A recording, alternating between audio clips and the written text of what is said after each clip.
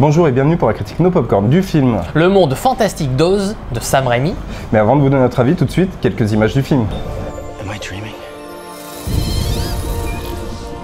You're in Oz. I'm Theodora the Good Witch. Where's your broom? You don't know much about witches, do you? It's the Emerald City. You are here at last, and the prophecy shall be fulfilled.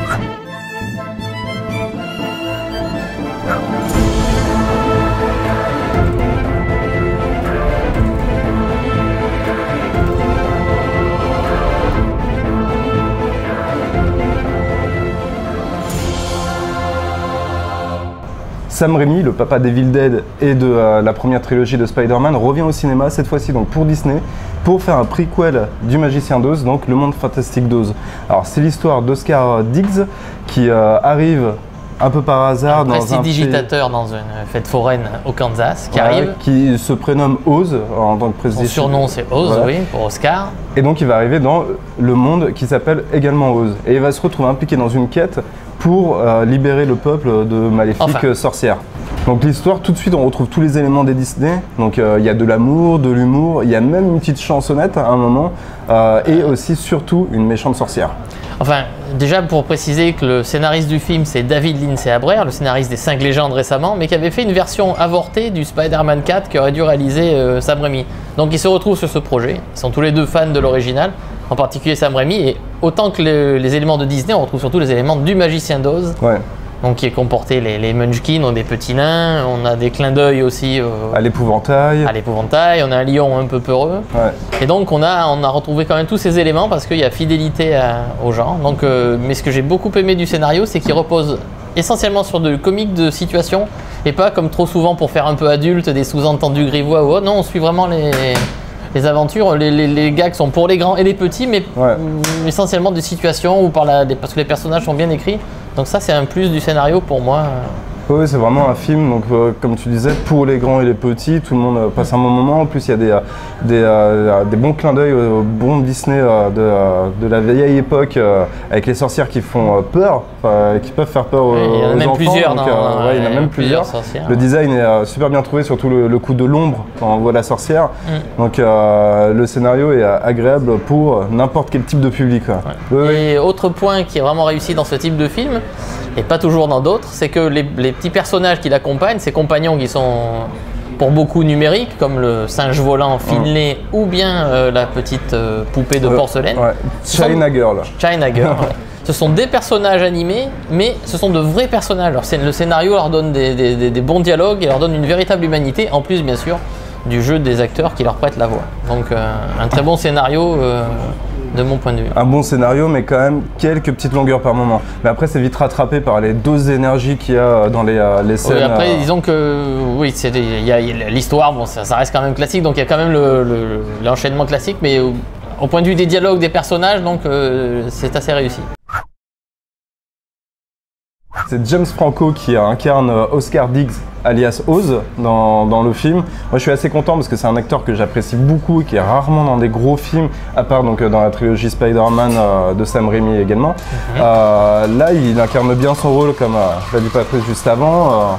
Ça fait plaisir de le voir comme ça. Il est très bien dans le rôle parce qu'en effet, ça change un peu des têtes qu'on voit habituellement dans ce type de film. Et il a ce côté un peu escroc, un peu charme dragueur de 5e zone là, il le fait vraiment bien et tout au long il inspire la sympathie et surtout ça qui passe à l'écran, c'est que comme c'est notre regard dans le monde d'Oz, on est à sa place, on voyage avec lui en quelque sorte, c'est important que le personnage soit sympathique et James Franco réussit vraiment à l'être tout au long du film, donc très bien. Et bien c'est vraiment le personnage important, central. Mais à côté de ça, donc un trio de sorcières de charme. Rachel Weisz, Michelle Williams et Mila Kunis. Enfin, elles jouent trois sorcières qui sont sœurs et donc qui vont rencontrer Oz au cours de son périple. Et les trois semblent en plus s'amuser. Elles ont vraiment, on voit qu'elles ont plaisir à jouer et pour certaines, on vous dit pas lesquelles, ça rappelle vraiment les classiques des sorcières Disney parce que dans le lot, elles sont pas toutes, c'est des sorcières avant tout, donc elles sont pas toutes gentilles. Et donc aussi celui qui interprète, enfin qui fait la voix du singe Donc comme tu disais, donc Zach Braff, de la série Scrubs.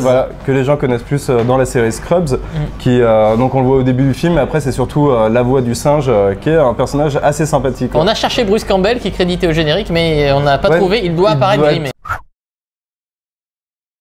Moi, vraiment, le gros plus que j'ai trouvé, c'est l'exploitation de la 3D qui est au top, quoi. Aussi bien au niveau de, pour mettre en valeur les beaux paysages colorés qu'on a, et aussi les parties un peu fun, où on se croirait dans des rail coasters, dans les parcs d'attractions, où il y a la chute dans la rivière.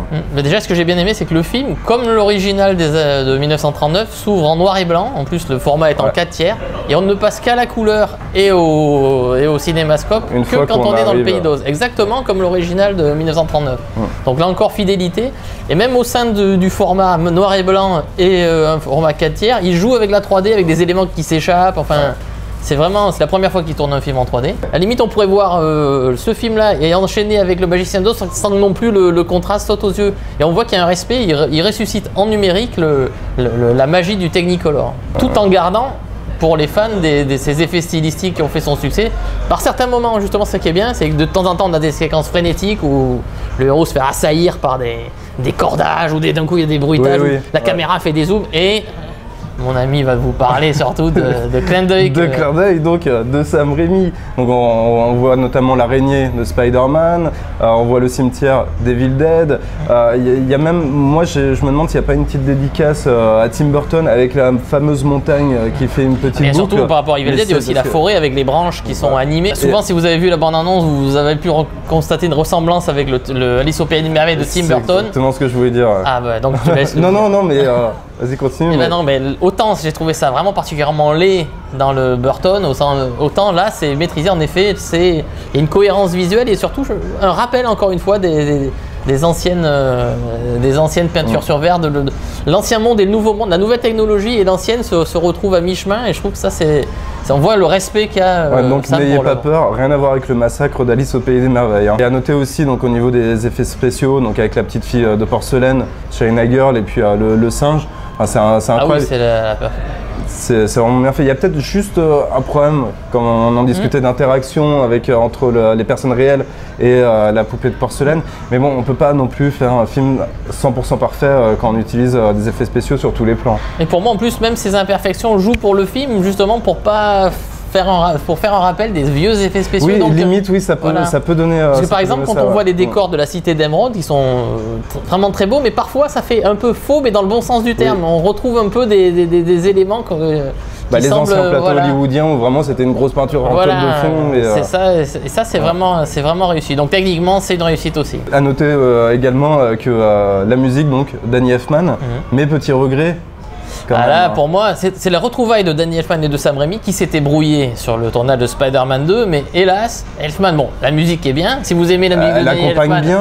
Oui, c'est du Elfman, mais c'est de la musique au kilomètre. Si vous êtes capable de retenir un thème particulier dans le monde fantastique d'Oz, bah, moi j'en ai pas trouvé. J'ai trouvé les chœurs d'enfants, les voix, les petits. Enfin, mais sinon. Elle passe bien, mais elle est pas accrocheuse. Danny, tu t'es pas foulé sur ce coup-ci. I might not actually be a wizard. Yes, but they don't know that. You're capable of more than you know. Are you the great man we've been waiting for? I think I could be.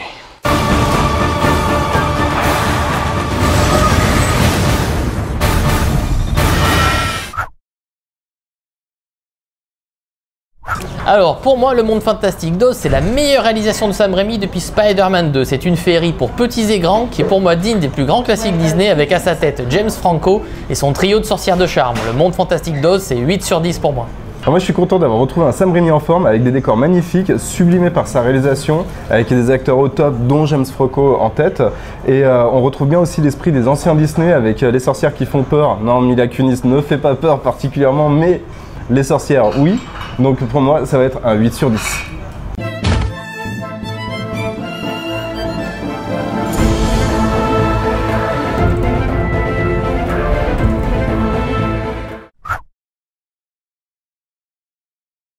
Bienvenue pour la critique No Popcorn du film. Le monde de fantastique. On refait. C'est l'origine du magicien. L'histoire. Merde, putain. Donc on va passer à la partie technique où je pourrais parler des clins d'œil de Sabrina. Oui. Par certains moments, justement, ce qui est bien, c'est que de temps en temps, on a... Pour moi, le monde magique... Mais à la fin, on la refait.